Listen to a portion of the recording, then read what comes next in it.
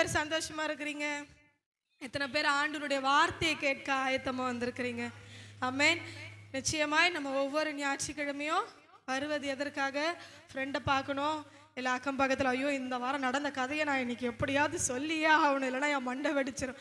அப்படி கிடையாது. ஆண்டவருடைய வார்த்தையை கேட்டு ஜபித்தது போலவே அது உட்கொண்டு அது மென்று, அது ஒருவேளை நம்மளுடைய வசனம் சொல்லுகிறது நமக்கு நாவுக்கு கசப்பாக இருந்தாலும் எப்படி இருக்குமோ அது கடைசியாக நமக்கு இன்பமாய் மாறுமோ. கேட்க கசப்பாக இருந்தாலும் அதன்படி நம்ம வாழும் பொழுது அது இன்பமாயாகும். ஹல்லேலூயா. இன்றைக்கு கர்த்தர் உங்களோடு இடைப்படுவார் என்று நான் விசுவாசிக்கிறேன். எத்தனை பேர் ஆயத்தமா ஆண்டவர் என் கூட பேசணும் அப்படின்னு வந்திருக்கிறவங்க கிட்ட ஆண்டவர் பேசுவார். இல்லை சும்மா டைம் பாஸ்க்கு தான் சிஸ்டர் வந்திருக்கேன், ரொம்ப நாள் ஆச்சு சர்ச் போயிட்டு, இல்லை சரி போய் ஆகணும்னு கட்டாயத்தில் வந்திருக்கேன் அப்படின்னா பேச மாட்டார். அப்போ ஃபால்ட் யார் மேலே? சத்தமாக சொல்லுங்க, யார் மேலே? என் மேலே. ஓகேங்களா? ஸோ கர்த்தர் பேசுகிறார் என்றால் நீங்கள் பாக்கியவான்கள். ஹல்லேலூயா. வாசிப்போம். ஏசாயா 40ஆம் அதிகாரம் 29ஆம் வசனத்தை வாசிப்போம். ஏசாயா 40:29. சோர்ந்து போகிறவனுக்கு அவர் பலன் கொடுத்து சத்துவம் இல்லாதவனுக்கு சத்துவத்தை பெருக பண்ணுகிறார். ஹல்லேலூயா. இன்றைக்கு கர்த்தர் உங்களோடு பேச விரும்புகிற காரியம் என்னன்னா, சோர்ந்து போய் ஒரு வேளை யாரெல்லாம் இங்க வந்திருக்கிறீங்களோ அவங்களுக்கு கர்த்தர் பலன் கொடுக்கிறாராம். ஹல்லேலூயா. அவர் பலப்படுத்துகிற கிறிஸ்து. ஆமென், ஆமென். இன்றைக்கு நம்மளுடைய வாழ்க்கையில எல்லாருடைய வாழ்க்கையிலுமே தேவைப்படுகிறது பலன். அது சரீர பலனை பார்க்கலும் மனபலனை அதிகமாக என்ன பண்ணுது? தேவைப்படுகிறது. இருக்கிற சூழ்நிலைகளை அடிக்கடி நம்ம சொல்லுவோம் இல்லையா? இருக்கிறதெல்லாம் பார்த்தா, கடந்து போகிறதெல்லாம் பார்த்தா நான் எப்படி கடந்து வரேன்ட்டு எனக்கே தெரியல சிஸ்டர், ஏதோ ஆண்டவர் கிருபையில் வண்டி ஓடுது. சில பேர் சொல்லுவாங்க லைஃப் எப்படி போகுதுப்பா, அது ஒரு பக்கம் போகுது, நான் ஒரு பக்கம் போகிறேன். இல்லைன்னா இன்னும் சில பேர் சொல்லுவாங்க லைஃப் எப்படிப்பா போகுது, அது பாட்டு என்னை தரன்னு இழுத்துன்னு போகுது. ஹல்லேலூயா. ஆனால் அந்த வாழ்க்கையை நாம் வாழ கர்த்தர் உங்களுக்கும் எனக்கும் பலன் கொடுக்கிறவராக இருக்கிறார். அடிக்கடி நான் வீட்லேயும் சரி எப்பவுமே அடிக்கடி சொல்லுகிற வசனம், என் பலனாகிய கர்த்தாவே, என் பலனாகிய கர்த்தாவே. சங்கீதத்தில் தாவீது சொல்லுவார், சங்கீதம் 18:1ஆம் வசனத்தில், என் பலனாகிய கர்த்தாவே நான் உம்மில் அன்பு கூறுவேன். ஹல்லேலூயா. நான் அதை அடிக்கடி சொல்லும் போதெல்லாம் எங்கள் மாமியார் கேட்பாங்க, என்னமாச்சு, எதனா வலிக்குதாம்மா, கால் வலிக்குதாம்மா? இல்லை நார்மலாகவே என்ன சொல்லுவேன், என் பலனாகிய கர்த்தாவே பலப்படுத்துங்கப்பா. நீங்கள் அடிக்கடி சொல்லிக்கிட்டே இருக்கும் பொழுது உங்கள் சரீரத்தில் மாத்திரம் ஒரு பலன் வராது, கர்த்தர் உங்கள் ஆவியிலும் ஒரு பலன் கொடுப்பார். ஆமென். அதுதான் வசனம் சொல்லுகிறது, சோர்ந்து போகிறவனுக்கு அவர் பலன் கொடுக்கிறவராயும் சத்துவம் இல்லாதவனுக்கு சத்துவத்தை அளிக்கிறவராயும் இருக்கிறார். ஆமென். அப்போ இந்த பலன் சில வகைகளை நான் உங்களுக்கு தெரியப்படுத்த விரும்புகிறேன். பலன்களே ஒரு 3 வகை நான் உங்களுக்கு சொல்ல விரும்புகிறேன். முதலாவது தேவனுடைய பலன். பக்கத்தில் பார்த்து சொல்லுங்க பார்க்கலாம், தேவ பலன். அவங்க சொல்றது உங்களை கேட்கலன்னா நல்லா தட்டி சொல்லுங்க, தேவ பலன். கேட்கணும், அவங்க சொல்றது உங்களுக்கு கேட்கணும், நீங்க சொல்றது அவங்களுக்கு கேட்கணும். தேவ பலன். ஹல்லேலூயா. அப்ப இந்த தேவ பலன் நிச்சயமா எல்லோருக்கும் அவசியமா இருக்கிறது. கர்த்தர் யாருக்கு இந்த தேவ பலனை கொடுத்தார்னு சில பேரை நம்ம பார்த்து அடுத்ததுக்கு போவோம். ஃபர்ஸ்ட் 1 ராஜாக்கள் 19ஆம் அதிகாரம் 4ஆம் வசனத்தை வாசிப்போம். 1 ராஜாக்கள் 19:4. அவன் வனாந்திரத்தில் ஒரு நாள் பிரயாணம் போய் ஒரு சூரை செடியின் கீழ் உட்கார்ந்து தான் சாக வேண்டும் என்று கோரி போதும் கர்த்தாவே என் ஆத்துமாவை எடுத்துக்கொள்ளும், நான் என் பிதாக்களை பார்க்கிலும் நல்லவன் அல்ல என்று சொல்லி ஒரு சூரை செடியின் கீழ் படுத்துக்கொண்டு நித்திரை பண்ணினான். ஹல்லேலூயா. கவனிங்க, இங்க ஒரு பெரிய தீர்க்கதரிசி, வேதத்திலேயே சிறந்த தீர்க்கதரிசிகள்ல ஒரு லிஸ்ட் எடுத்தோம் அப்படின்னா அதுல கட்டாயம் எலியா வருவார். ஆமென். இப்போ இந்த எலியா என்ன பண்ணுகிறார், அதுக்கு முந்தின நாள் என்ன நடந்துச்சுன்ற சம்பவத்தை உங்களுக்கு சொல்லுகிறேன். ஏற்கனவே உங்களுக்கு வேதம் வாசிக்கிறவர்களுக்கு தெரிந்திருக்கும், இருந்தாலும் நான் சொல்லுகிறேன். அங்க இருக்கிற எசபேலுடைய தீர்க்கதரிசிகள், அதாவது பாகாலுடைய தீர்க்கதரிசிகள் எல்லாரையும் என்ன பண்ணிட்டாரு, ஒத்த மனுஷரா ஹீரோவா இருந்து என்ன பண்ணிட்டார், எல்லாரையும் கொன்று போட்டுட்டார். ஆமென். இப்போ அப்படி கொன்று போட்டுட்டாருன்ற செய்தி ஆகாப் போயிட்டு எசபேலுக்கு, அதாவது புருஷன் போயிட்டு மனைவி கிட்ட சொல்றாங்க, எம்மா நம்ம ஆகாப் தீர்க்கதரிசி எல்லாரையுமே என்ன பண்றாங்க, எலியான்ற தீர்க்கதரிசி கொன்று போட்டுட்டாருன்னு. நேத்தா என்னைக்கா தெரியல, ஒரு ஷார்ட்ஸ் நான் சும்மா அப்படி ரீல்ஸ் பார்க்கும்போது, நான் அது பார்க்க கூட இல்லை, ஏதோ ஒரு சவுண்ட் மட்டும் கேட்டுச்சியா, ஏதோ ஒரு சினிமாவோட இது போல், ஏதோ ஒரு சின்ன பொண்ணு கேட்குது, நீங்கள் எல்லாரையும் அடிச்சிட்டிங்களே, நீங்கள் என்ன சூப்பர் ஹீரோவா சூப்பர் மேனா அப்படின்னு ஏதோ ஒன்று கேட்கும்பொழுது அது அடுத்தது என்ன வந்துச்சுன்னு தெரியல. ஆனால் நான் சொல்கிறேன் பாருங்க, எல்லாரையும் என்ன பண்ணிட்டாரா, எலியாவும் அடிச்சு போட்டார். He is not a spider man, he is not a super man. Superman என்ன பண்ணுவார், பேண்ட்டுக்கு மேலே தான் பேண்டிஸே போடுவார். அந்த மாதிரி கிடையாது. எலியா வந்து சூப்பர் மேனோ இல்லை, ஸ்பைடர் மேனோ இல்லை, வேற என்ன பென்டன் அந்த மாதிரி எதுவும் கிடையாது. ஆனால் ஒரே மனிதராக இருந்து தேவ பலத்தினாலே என்ன பண்ணார், பாகாலுடைய தீர்க்கதரிசிகளை கொன்று போட்டார். அப்படி தேவ பலன் பெற்றுக்கொண்ட அந்த எலியாவுக்கு இப்போ ஒரு பெண், ஒரு லேடி என்ன பண்றா, சவால் விடுகிறார், மிரட்டல் விடுகிறார். சவால் இல்லை, மிரட்டல் விடுகிறார்.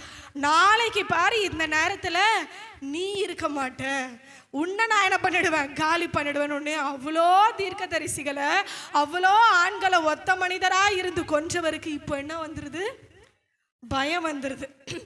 இன்னைக்கு நம்ம வாழ்க்கையில் நிறைய சூழ்நிலை, எத்தனையோ காரியங்களை நம்ம என்ன பண்ணியிருப்போம், கடந்து வந்திருப்போம். நிச்சயமா என்ன பண்ணுவோம், நம்மளோட வாலிப பிராயத்தில் நடந்த காரியங்களையோ இல்லை நம்ம சிறு வயதில் நடந்த சோர்வுகளையோ எல்லாவற்றையும் தாண்டி வந்திருப்போம். இல்லை நம்ம பிள்ளைகளோட வாழ்க்கையில் நடந்தது கூட தாண்டி வந்திருப்போம். ஆனால் கரண்ட் சுச்சுவேஷனில் இருக்கும் பொழுது நீங்கள் யோசிக்கலாம், ஐயோ சிஸ்டர் எல்லா விஷயத்தையும் நான் கடந்து வந்தேன், எனக்கு சின்ன வயசுலேருந்து போராட்டம், நான் பிறந்ததுலேருந்தே கஷ்டம், ஒவ்வொன்றையா நான் கடந்து வந்தேன், நான் சின்ன வயசுல இருந்த எல்லா கஷ்டங்களையும் தாண்டி வந்த வாலிப பிராயத்தில் ஐயோ சொல்ல முடியாத ஒரு வேதனை, அதை தாண்டி வந்தேன், சொல்ல முடியாத ஒரு அவமானம், அதை தாண்டி வந்தேன், கல்யாணம் பண்ண பிறகு ஒரு அவமானம், அதை தாண்டி வந்தேன். ஆனால் இப்போ நான் படுகிற வேதனை என்னால் கடக்க முடியலன்னு ஒரு வேளை உட்கார்ந்துருந்தீங்கன்னா சகோதர சகோதரிகளே, கர்த்தர் உங்களோடு பேசுகிறார். எலியாவும் அந்த சூழ்நிலை தான் இருந்தார், ஆனால் எலியாவுக்கு கர்த்தர் பலன் கொடுத்தார். ஹல்லேலூயா, ஹல்லேலூயா.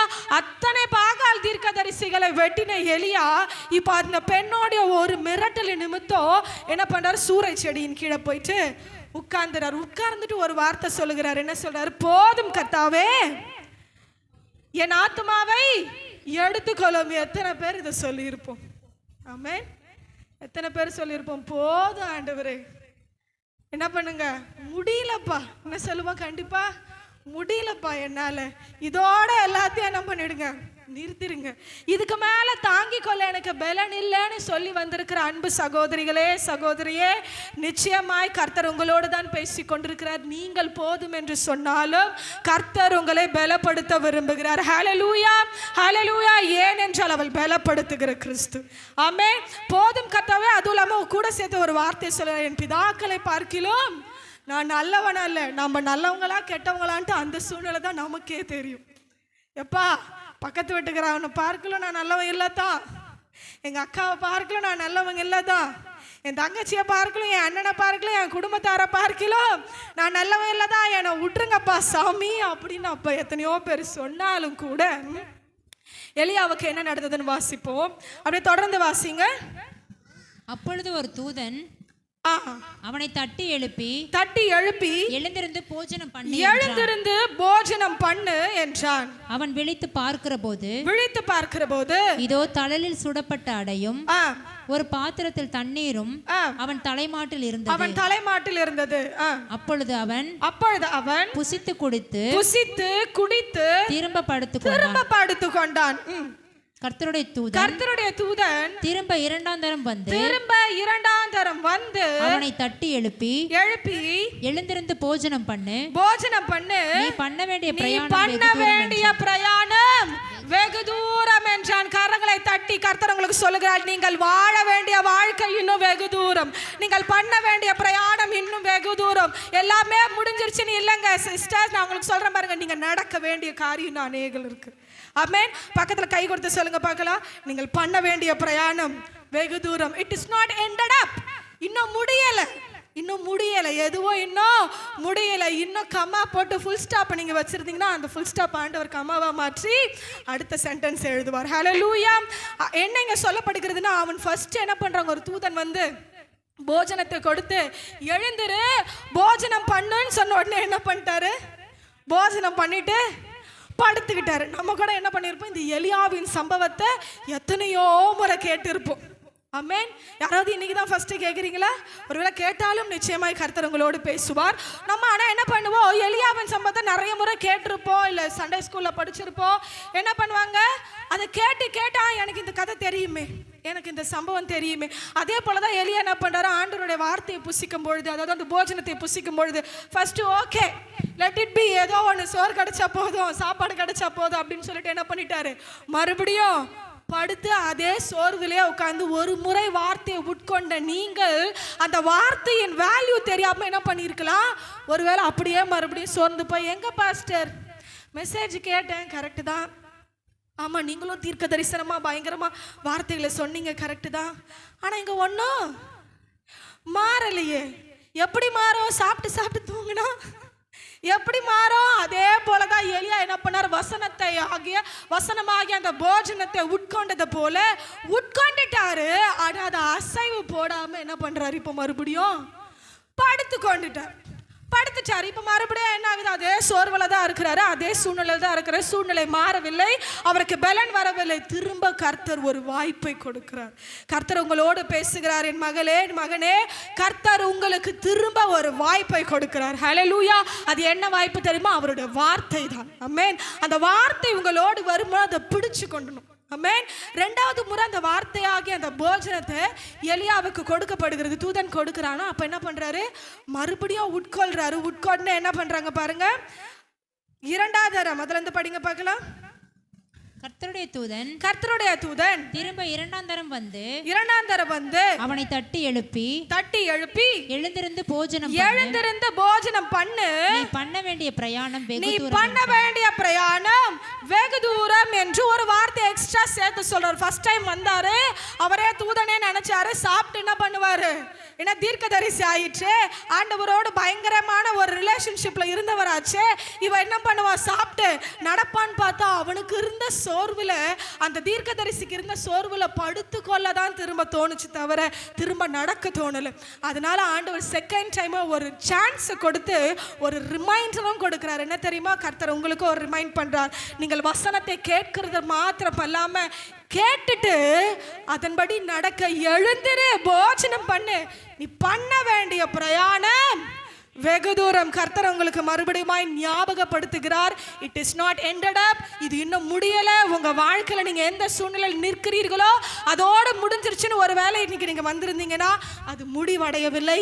நீங்கள் பண்ண வேண்டிய பிரயாணம் வெகு தூரம் என்று உங்களுக்கு நினைவுபடுத்துகிறார். ஹல்லேலூயா. இப்போ அந்த நினைவு நிமித்தம் என்ன பண்றாங்க, எலியா நடக்க ஆரம்பிக்கிறார். வாசிங்க தொடர்ந்து. அப்பொழுது அவன் எழுந்திருந்து புசித்து குடித்து அந்த போஜனத்தின் பலத்தினால் 40 நாள் இரவும் பகலும் ஓரேப் என்னும் தேவனுடைய பர்வதம் மட்டும் நடந்து போன. நல்ல கரங்களை தட்டி கர்த்தர் நிச்சயமா என்னையும் நடக்க வைப்பார் என்று விசுவாசத்தோட கர்த்தருக்கு கரங்களை தட்டுவோமா. அந்த போஜனத்தின் நிமித்தம், அதாவது பெற்றுக்கொண்ட அந்த இரண்டாவது ரிமைண்டர் நிமித்தம், பெற்றுக்கொண்ட அந்த இரண்டாவது சான்ஸ் நிமித்தம், வாய்ப்பு நிமித்தம், அந்த வாய்ப்பை மறுபடியும் கொடுக்கும் பொழுது பயன்படுத்தி கொள்ளுங்கள். ஆமென். அவன் பயன்படுத்தி கொண்டான். அப்பா ஆண்டவர் வசனம் அழகாய் சொல்லுகிறது, அந்த போஜனத்து நிமித்தம் தான் 40 நாள் நடந்தாங்கன்னா how it is possible, எப்படி அது வாய்க்கும்? ஒரு நாள் சாப்பிட்டு 40 நாள் நடங்கன்னா நீங்களும் நானும் நடப்போமா?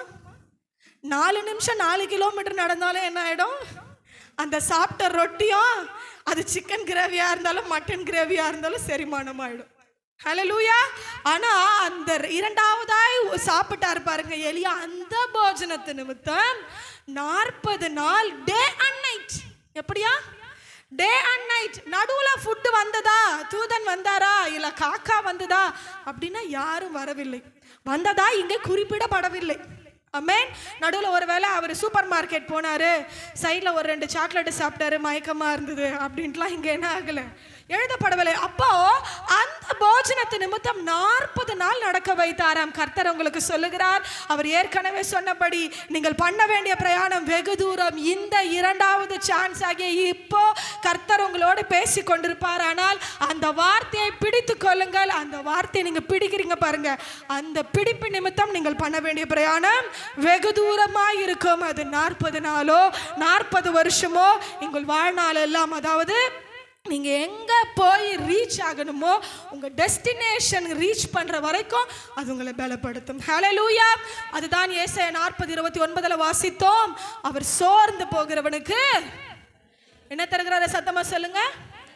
பலன் தருகிறாராம். போதும் கர்த்தாவே, என் வாழ்க்கையில் நடந்ததெல்லாம் போதும், எனக்கு மட்டும் ஏன் நான் இப்படி இருந்தேனே. சில பேர் சொல்லுவாங்க, நான் ஒரு காலத்துல எப்படி இருந்தேன் தெரியுமா? என்ன சொல்லுவாங்க ஒரு டயலாக், நான் ஒரு காலத்தில் எப்படி இருந்தேன் தெரியுமா? நான் ஓஹோன்னு இருந்தேன். எங்கள் தாத்தா எப்படி இருந்தார் தெரியுமா? எங்கள் அப்பா எப்படி இருந்தார் தெரியுமா? நான் எப்படி இருந்தேன் தெரியுமா? என் கணவர் எப்படி இருந்தார் தெரியுமா? என் மனைவி எப்படி இருந்தாங்க தெரியுமா?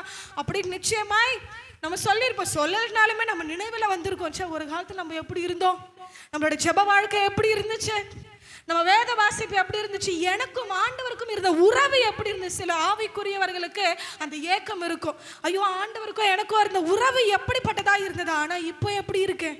சோர்ந்து போய் வந்திருக்கிறீங்களா? கர்த்தர் உங்களை பலப்படுத்துகிறார். ஹல்லேலூயா. நீங்கள் பண்ண வேண்டிய பிரயாணம் வெகு தூரமா இருக்கிறது. ஆமென். இன்னும் ஒருவரை பார்க்கலாம். கர்த்தர் யாரை பலப்படுத்தினார் என்றால் நமக்கு எல்லாருக்கும் தெரிந்த ஒரு நபர். 2 கொரிந்தியர் 12ஆம் அதிகாரம் 9வது வசனத்தை வாசிப்போம்.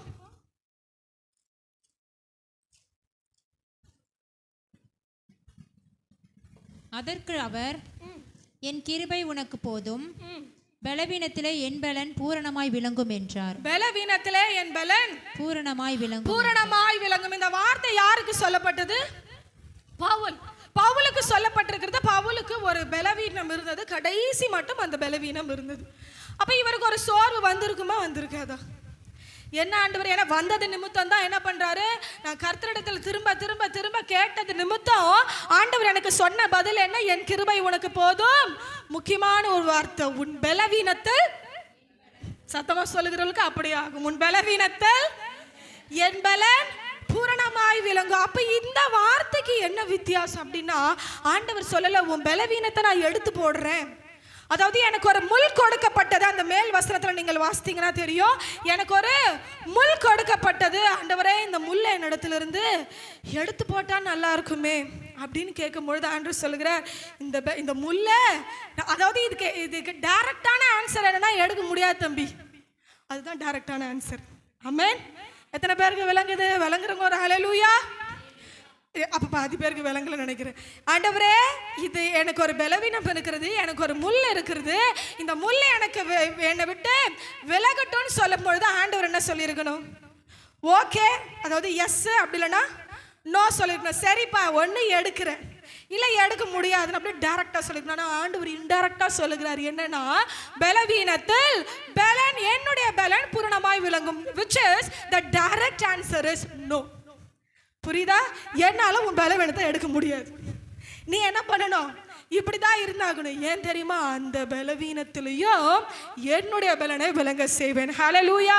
இன்றைக்கு கர்த்தர் உங்களுக்கு திடப்படுத்த விரும்புகிறார். எனக்கு ஒரு பலவீனம் இருக்கு சிஸ்டர், அது என்னுடைய ஃபிசிக்கலியாவோ இல்லை மென்டலியாகவோ ஸ்பிரிச்சுவல்லையோ ஏதோ ஒரு பலவீனத்தில் வந்திருந்தீங்கன்னா கர்த்தர் உங்களுக்கு சொல்லுகிற, இந்த பலவீனம் என்னை விட்டு நீங்கவே மாட்டேங்குது, வருஷ கணக்காச்சு, நான் பிறந்ததுலேருந்து இருக்கு, இல்லை இந்த சோர்வு, இந்த ஆவிக்குரிய பலவீனம் எனக்கு எப்போ பார்த்தாலும் அடிக்கடி வந்து போகுது. ஆவிக்குரிய பலவீனம் எது தெரியுமா?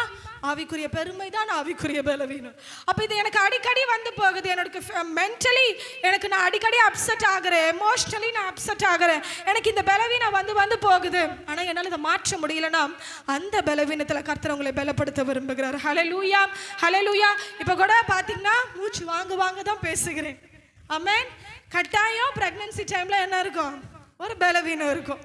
நிச்சயமா கை வலி, கால் வலி, மூட்டு வலி எல்லாமே இருக்கும். வீட்டில் 5 நிமிஷத்துக்கு மேலே நிற்க மாட்டேன், போய் டபக்கு என்ன பண்ணிப்பேன், சோஃபாவில் உட்காந்துப்பேன். ஆனால் இங்கே மட்டும் ஒரு 30 நிமிஷம் 40 நிமிஷம் நிற்க முடியுதுன்னா அப்போ என் பலவீனம் இந்த நேரத்தில் இந்த 40 மினிட்ஸில் போயிடுச்சா? இல்ல, அந்த பலவீனத்திலையும் கர்த்தருடைய பலன் விளங்குகிறது. ஹல்லேலூயா. அப்ப ஆண்டவர் அந்த பலவீனத்தை எடுத்து போடவில்லை, அது என் கூடவே தான் இருக்கு. இன்னுமே கூட கால் வலி இருக்கு, கை வலி இருக்கு, சோர்வுகள் இருக்கு. ஆனாலும் கர்த்தர் என்னை நிற்க செய்து உங்களுக்கான வார்த்தைகளை கொடுக்கிறார் பாருங்க. அதுதான் கர்த்தருடைய பலன். ஹல்லேலூயா, ஹல்லேலூயா. அழகான அன்பான ஊழியக்காரர் ஒருத்தர் இருக்கிற ஜிபிஎஸ் ராபின்சன் ஐயா, உங்களுக்கு தெரியும் இல்லையா? ஆமென். எத்தனை பேருக்கு தெரியும் ராபின்சன் ஐயா? அவங்க மனைவிக்கு ஒரு இருதயத்தில் ஒரு பலவீனமா சின்ன வயசுல இருந்தே இருக்கான். ஆனால் அவங்களுக்கு சொன்னாங்களா, நீங்கள் என்ன பண்ணக்கூடாது, கல்யாணமே பண்ணக்கூடாது. உங்களோட பலவீனத்து நிமித்தம் நீங்கள் கல்யாணம் பண்ணிங்கனாலும் அது வேஸ்ட்டு தான். ஏன்னா உங்களுக்கு குழந்தைகள் பிறக்காது, உங்களால் அதை உங்களை அடுத்த அந்த ஸ்டெப்பு வாழ்க்கை நீங்கள் வாழ முடியாது. அதனால் நீங்கள் கல்யாணம் பண்ணாமல் இருக்கிறது நல்லது அப்படின்னு சொன்னாங்களாம். ஆனாலும் கூட அவங்களுக்கு ஆண்டவர் ஒரு திருமணத்தை ஏற்படுத்தி கொடுத்தார். சரி, கல்யாணம் தான் ஆயிடுச்சா, உங்களுக்கு என்ன பண்ணாதீங்க, don't try for the babies. பிள்ளைகளுக்காக என்ன பண்ணாதீங்க, ட்ரை பண்ணாதீங்க. உங்களுக்கு இருக்கிற பலவீனத்தை நிமித்தம் அது நடக்காது, வாய்ப்பில்லை. நடந்தாலும் உங்களால் அது கூடாது அப்படின்னு சொன்னாங்களாம். அதையும் தாண்டி கர்த்தர் 2 பிள்ளைகளை கொடுத்தார். இது ஆனால் அந்த பலவீனெல்லாம் போயிடுச்சா சிஸ்டர்? அவங்களுக்கு எல்லாமே கிளியர் ஆகிட்டு தான் அவங்க ஒவ்வொரு முறையும் பிரசங்கம் பண்ணாங்களா, அவங்க ஒவ்வொரு முறையும் ஊழியத்துக்கு வந்தாங்களா அப்படின்னா இல்லை. அவங்க பலவீனத்தோடு தான். ஐயோ, ஊழியக்காரராச்சு, ஏன் ஊழியக்காரருக்கு இது நடக்குது? எத்தனையோ பேருக்கு அந்த கேள்வி வரும் இல்லையா? ஒரு இழப்பு வரும் பொழுதோ, இல்லை ஏதோ ஒரு காரியம் அந்த ஊழியக்காரருடைய வாழ்க்கையில் நடக்கும் பொழுதோ, நமக்கு ஆட்டோமேட்டிக்காக நம்ம மனுஷிகத்தில் இருக்கிறதுனால, மாம்சத்தில் இருக்கிறதுனால நமக்கு என்ன கேள்வி வரும்? ஏன் அவங்க தான் ஊழியம் செய்கிறாங்களே, அவங்க தான் உண்மையாக இருக்கிறாங்களே, அவங்களுக்கு மட்டும் அவங்க தான் ஊருக்கு பிரசங்கிக்கிறாங்களே, என்னது ஊருக்கு ஜெபம் பண்ணுறாங்களே, அவங்களுக்கு மட்டும் நடக்குது. அவங்க இன்னொருத்தவங்க ஜெபம் பண்ணி கல்யாணம் நடக்குது, இன்னொருத்தவங்க ஜெபம் பண்ணி குழந்தை பிறக்குது, இன்னொருத்தவங்க ஜெபம் பண்ணி அவங்களுடைய பலவீனங்கள் மாறுது. ஏன் அவங்களுக்கு மட்டும் மாறல, அவங்க குடும்பத்துக்கு மட்டும் மாறலன்னா, கர்த்தர் இன்னைக்கு ஒரு டெஃபினிஷன் சொல்லுகிறார், அவர்கள் பலவீனம் இருப்பது நல்லது. ஏன் தெரியுமா?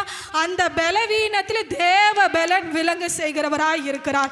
என் பலத்தினால் நான் நின்று பிரசங்கிப்பதை பார்க்கிலும், என் பலத்தினால் நான் ஓடுகிறேன், கடைசி அந்த பரலோகத்துக்கு போயிட்டு ஆண்டவரே நான் இப்படி செஞ்சேன் அப்படி செஞ்சேன், என் பலத்தில் இதை பண்ண அதை பண்ண அப்படின்னா, அப்படி இல்லை. ஆண்டவர் சொல்வார், உன் பலத்தில் பண்ணல, எதில் பண்ண? என்னுடைய பலத்தில் பண்ண. ஹல்லேலூயா. கர்த்தர் இன்னைக்கு சொல்லுகிற, ஒருவேளை எனக்கு வயசாயிடுச்சு, இந்த பலவீனம் என்னை விட்டு போகவே இல்லை, எனக்கு 4 ஆயிடுச்சே வருது, சின்ன வயசுலேருந்து எனக்கு இந்த பலவீனம் இருந்துக்கிட்டே இருக்கு, என்னை விட்டு போகவே இல்லை அப்படின்னா, கர்த்தருக்கு ஸ்தோத்திரம் பண்ணுங்கள். எதுக்கு தெரியுமா?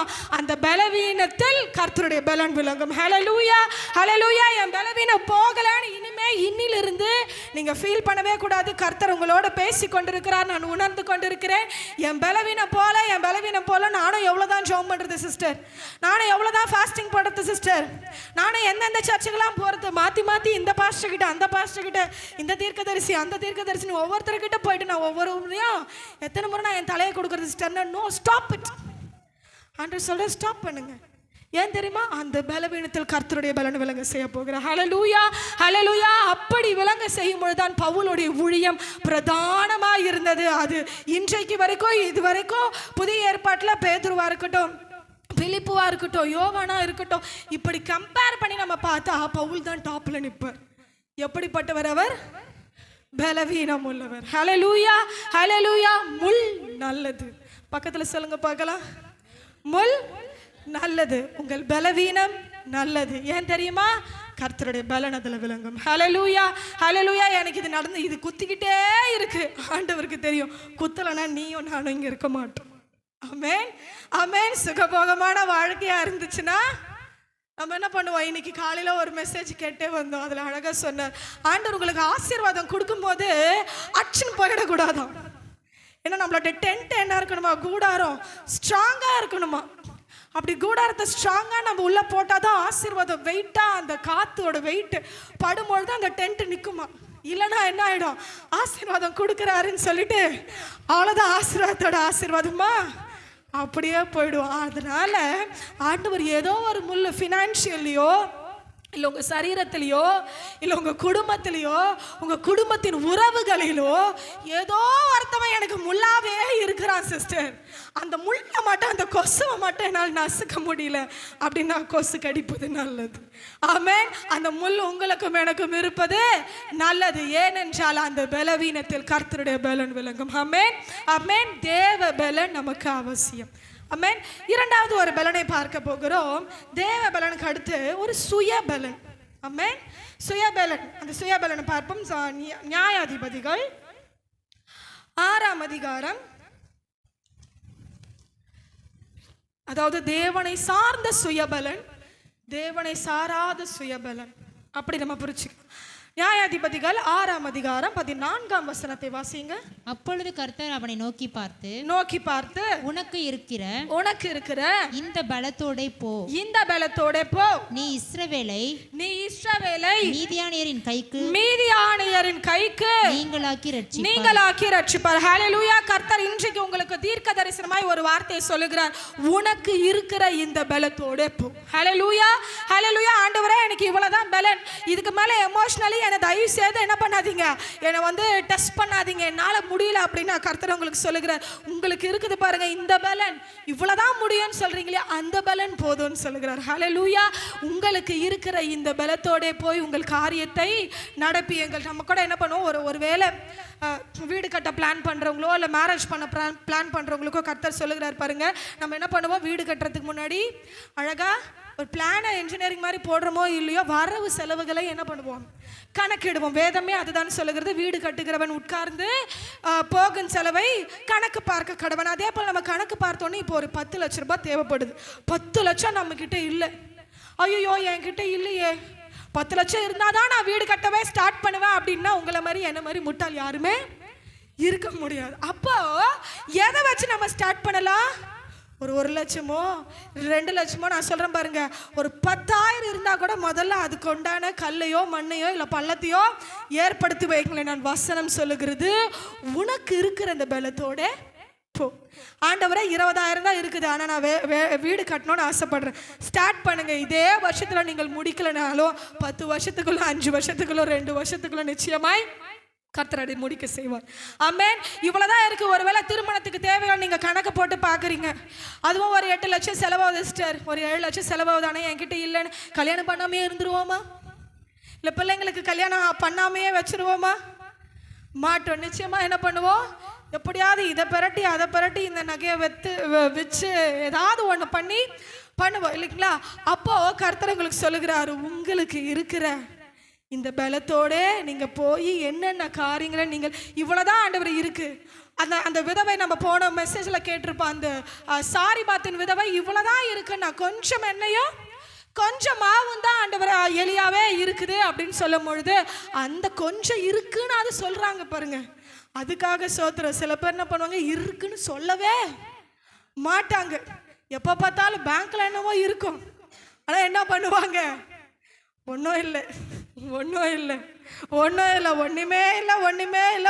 இல்லைன்னா உங்கள் வாயின் வார்த்தையின்படி ஆகிடும். அதனால இருக்கு, போதுமான அளவுக்கு இருக்கு, இல்லை ஒரு நாள் நடத்தக்கூடிய அளவுக்கு இருக்கு. அன்றன்றும் உள்ள ஆகாரம் எனக்கு இருக்கு. ஆண்டவர் சொல்லுகிற அன்றன்றும் உள்ள ஆகாரத்தை எனக்கு தாரு. இன்னைக்கு நம்ம உயிரோடு இருக்கோமா, இன்னைக்கு நம்ம 3 வேளை திருப்தியாக சாப்பிட்றோமா, இன்னைக்குரிய அந்த 3 வேளைக்கு இருக்கா? கர்த்தருக்கு ஸ்தோத்திரம் பண்ணி எப்பவுமே சொல்லும் பொழுது இருக்குன்னு சொல்லுங்க. ஹல்லேலூயா. ஆண்டவர் சொல்லுகிறார், உனக்கு இருக்கிற இந்த பலத்தோட இப்போ 10 ரூபா தான் இன்னைக்கு இருக்குன்னா நாளைக்கு அதை 10,000 ரூபாவோ 10 லட்சமாவோ 10 கோடியாவோ கூட மல்டிப்ளை பண்ண கர்த்தரால் கூடும். ஹல்லேலூயா, ஹல்லேலூயா. அந்த 10 ரூபா கூட இல்லை சிஸ்டர்னு அப்படி நம்ம என்ன பண்ணக்கூடாது, சொல்லக்கூடாது. ஆமென். என் பேங்க் பேலன்ஸில் பார்த்தீங்கன்னா எப்பவுமே 1 டிஜிட் 2 டிஜிட் தான் இருக்கும். ஆனால் என்கிட்ட கேட்பாங்க, இருக்கா? ஓ இருக்கே, 80 பைசே இருக்கு. எவ்வளோ இருக்கு? 80 பைசே இருக்கு, 90 பைசே இருக்கு. அப்போ சிஸ்டர் உங்ககிட்ட பேங்க் பேலன்ஸே இருக்காதான்? இருக்கும்.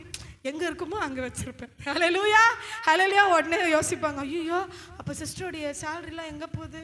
ஏன்னா உங்கள் மைண்டெலாம் நம்ம டீச்சராக இருக்கிறதுனால நம்ம என்ன பண்ணுவோம், டக்குன்னு படிச்சிருவோம். அப்போ எங்கே போகுது சேலரிலாம், பாஸ்டம்மா சேலரி எங்கே போகுது, என்ன பண்ணுறாங்க, என்ன செலவு பண்ணுறாங்க, ஷாப்பிங் பண்ணுறாங்களா, ஆன்லைன் பண்ணுறாங்களா, அந்த மாதிரி கடன்னு யோசிச்சிருப்பீங்க இல்லையா? அதுக்கான பதிலையும் சொல்லிடுவேன். வச்சிருப்பேன், எங்கே வச்சிருக்கணுமோ அங்கே பத்திரமா வச்சிருப்பேன். ஹல்லேலூயா.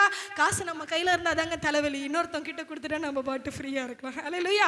அதனால இன்னொரு டிப்ஸ் சொல்கிறேன் பாருங்க. சம்பாதிக்கிறவர்கள் ஒருவேளை கல்யாணம் ஆகாதவர்களாக இருந்தீங்கன்னா உங்கள் வீட்டு பெரியவங்க கிட்ட கொடுத்துருங்க.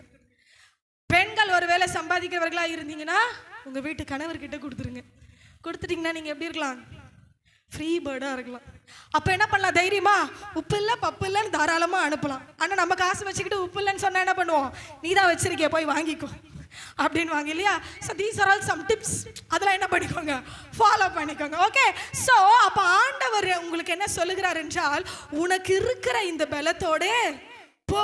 இல்லை இல்லை இல்லைன்னு சொல்லாது. ஆண்டவரே எனக்கு பலனே இல்லை அப்படின்னு சொல்லாதீங்க. பலனே இல்லாமல் நீங்களும் நானும் இந்த 30 வருஷத்தையோ 40 வருஷத்தையோ அந்த 42 வயசையோ 52 வயசையோ கடந்து வந்திருக்க மாட்டோம். ஹல்லேலூயா, ஆமென். அப்ப இவ்வளோ வருஷத்தை ஒவ்வொரு பாடுகளாய் நாம் கடந்து வந்திருக்கோம்னா தேவ பலனை தாண்டி உங்களுக்கும் எனக்கும் கர்த்தர் கொஞ்சம் பலனை என்ன பண்ணியிருக்காரு? உள்ள வச்சிருக்காரு. That is called your own stamina, own power. அதாவது ஒரு கான்ஃபிடென்ட் லெவல் சொல்லுவாங்க இல்லையா? அது உங்களுக்கு எனக்கு இருக்கு. அது இருக்கும் பொழுதே முடியல கர்த்தாவே எப்போ பார்த்தாலும் எலியா போல போதும் ஆண்டவரேன்னு சொல்லாதீங்க. உங்களுக்கு இருக்கிற பலத்தோட நீங்கள் போங்கள். என்னால் கர்த்தர் உங்களை என்னையும் பார்த்து அழகாய் ஒரு வார்த்தை சொல்லுகிறார், பராக்கிரமசாலியே. ஹல்லேலூயா. எப்படி சொல்லுகிறாரா? பராக்கிரமசாலி, அதாவது பலசாலியே. உன்னை விட பலசாலி யாரும் இல்லப்பா. உனக்கு இருக்கிற பலத்தோட போ. கிதியோன் யாருன்னு பார்த்தீங்கன்னா அதே அதிகாரத்தில் 6ஆம் அதிகாரத்தில் 15ஆம் வசனத்தை வாசிங்க சிஸ்டர். அதற்கு அவன், என் ஆண்டவரே, நான் இஸ்ரவேலை எதினாலே ரட்சிப்பேன். இதோ மனாசேயில் என் குடும்பம் மிகவும் எளியது. என் தகப்பன் வீட்டில் நான் எல்லாரிலும் சிறியவன். இப்ப ஃபர்ஸ்ட் என்ன பண்ணிடுறாரு? கிதியோனை சொல்லிடுறாரு, பராக்கிரமசாலியே, நீதான்ப்பா சூப்பர், நீதான்ப்பா பயங்கரமான ஆளு, நீதான்ப்பா செய்ய போற, இருக்கிற பலத்தோட போயிடு எல்லாத்தையும் கேட்டுட்டு கடைசியா கிதியோன் சொல்றாருப்பா, வீட்லயே நான் தான் கடைக்குட்டி, நான் தான் கடைசி.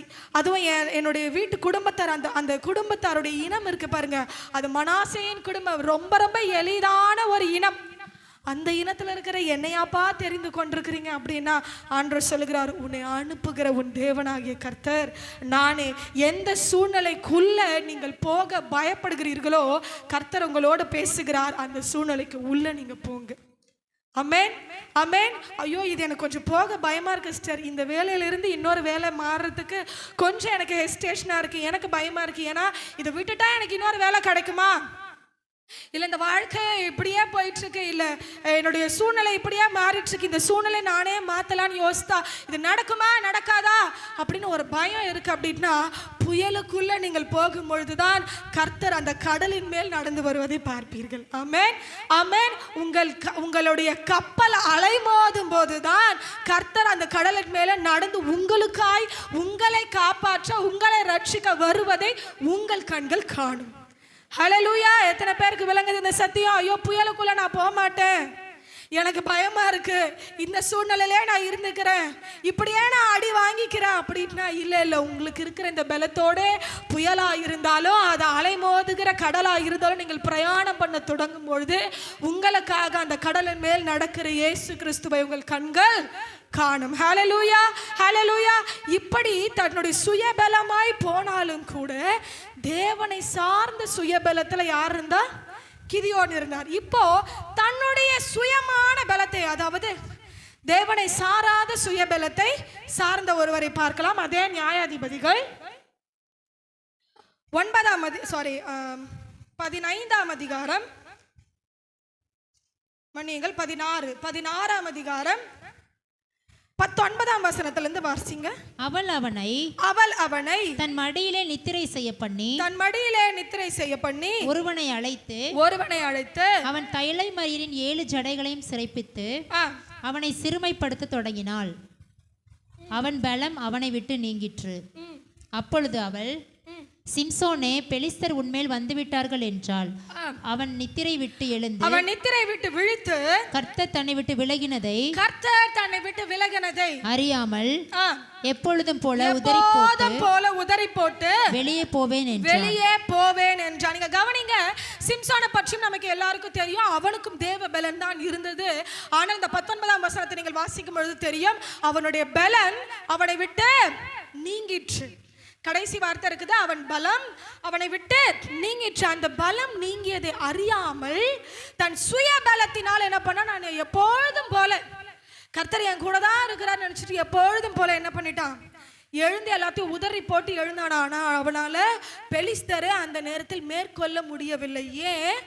அவனுக்கு தேவ பலன் இல்லாமல் போயிடுச்சு, தேவனை சார்ந்த பலன் இல்லாமல் போயிடுச்சு. தன்னுடைய சுய பலத்தை நம்பி ஓட பார்த்த. நல்லா கவனிங்க, தன்னுடைய சுய பலத்தை நம்பி நீங்கள் எதையெல்லாம் ஒரு வேலை நான் இப்போ கூட சொன்னேன், நீங்கள் தைரியமாக உள்ளே போங்க, இறங்குங்க, கர்த்தர் உங்களுக்காக செய்வார்னா அந்த பலத்திலையும் உங்களுடைய சுய பலத்திலையும் தேவனை சார்ந்து இருக்க வேண்டும்.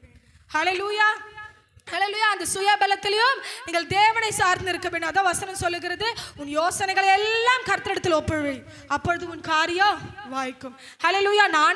நானே யோசித்து நானே எல்லாமே சூப்பராக பண்ணிடுவேன் அப்படின்னா அது எதுவுமே வாய்க்காது.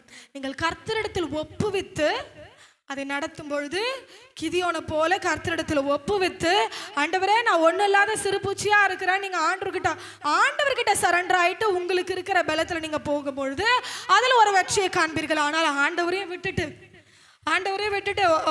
ஒரு ஒரு ஒரு ஒரு நபரை பற்றி பாஸ்ட் அடிக்கடி சொல்லுவாங்க. நாங்கள் ஒரு ஹவுஸ் விசிட்டிங்கில் போகும்போது ஒரு நபரை பார்த்தோம்.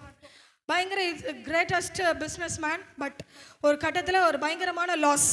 But still he depends on his own strength. கடவுளே இல்லை, நான் என்னால் முடியும், இப்போ எனக்கு 1 கோடி கொடுத்தாலும் என்னால் அந்த பிஸ்னஸை ரீஸ்டார்ட் பண்ண முடியும்னு தன்னுடைய சுயபலத்தை தான் என்ன பண்ணி கொண்டிருக்கிறாங்க, நம்பி கொண்டிருக்கிறாங்க. அப்படி நீங்கள் நம்பி இருக்கும் பொழுது ஒருவேளை உங்களுடைய ஓனான என்னால் அப்படி நீங்கள் நினச்சிங்கன்னா நிச்சயமாய் சாதிக்க முடியாது. ஆமென்.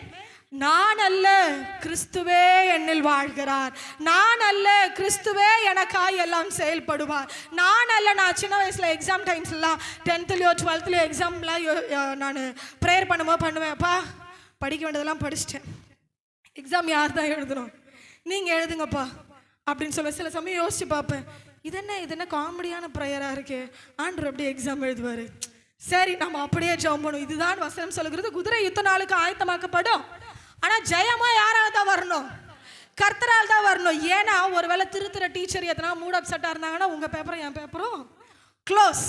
என்னதான் ரீவேல்யூவேஷன் போட்டாலும் வராது. அதே போல தான் நீங்களும் நானும் தன்னுடைய சுய பலத்தில் முழுசாய் நம்பாமல் சிம்சோனை போல நான் செஞ்சிருவேன், நான் அந்த பெலிஸ்தனை ஒரு கை பார்த்துடுறேன் அப்படின்னு நான் உங்களை சார்ந்தில்லாமல் நீங்கள் தேவனை சார்ந்திருக்கும் போது நான் பார்த்துருவேன் சிஸ்டர், அந்த ஆள் எவ்வளோ பெரிய ஆள், எவ்வளோ சவால் விட்டாலும் நான் பார்த்துருவேன். எனக்கு அரசியல் பலம் இருக்குது, எனக்கு எங்கள் அப்பாவுக்கு தெரிந்தவங்க இருக்கிறாங்க, எனக்கு என் கணவருக்கு தெரிந்தவங்க இருக்கிறாங்க, என் கூட படித்தவங்க இருக்கிறாங்க, என் ஃப்ரெண்ட்ஸ் இருக்கிறாங்க, நான் பார்த்துக்கிறேன் ஒரு கை அப்படின்னா என்ன ஆகும்?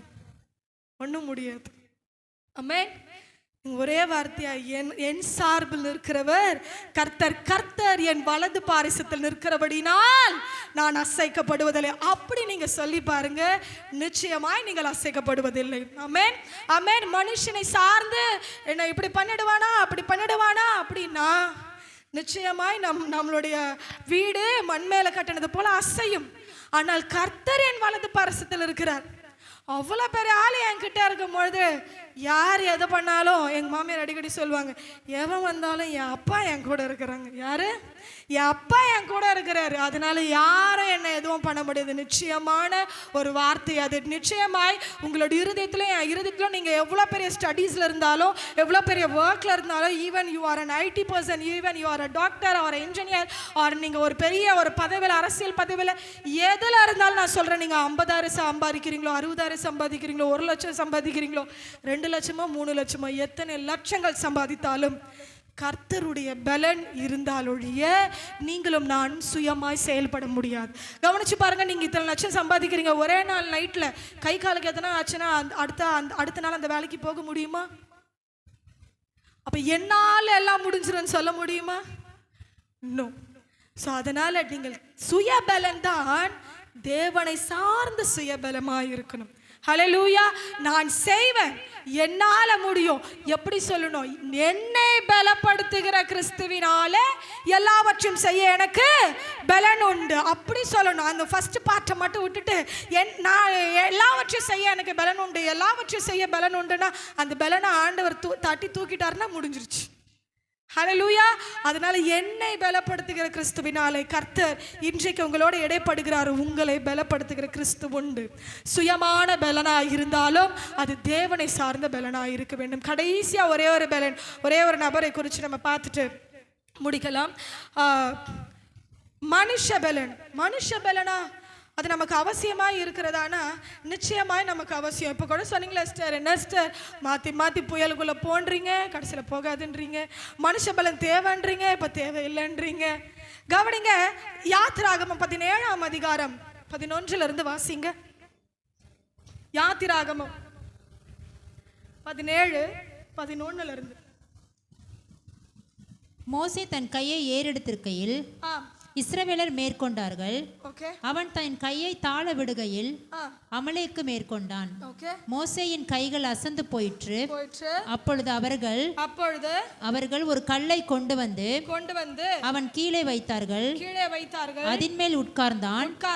ஆரோனும் ஊரும் ஒருவன் ஒரு பக்கத்திலும் ஒருவன் மறுபக்கத்திலும் இருந்து அவன் கைகளை தாங்கினார்கள். இவ்விதமாய் அவன் கைகள் சூரியன் அஸ்தமிக்கும் வரைக்கும் ஒரே நிலையாய் இருந்தது.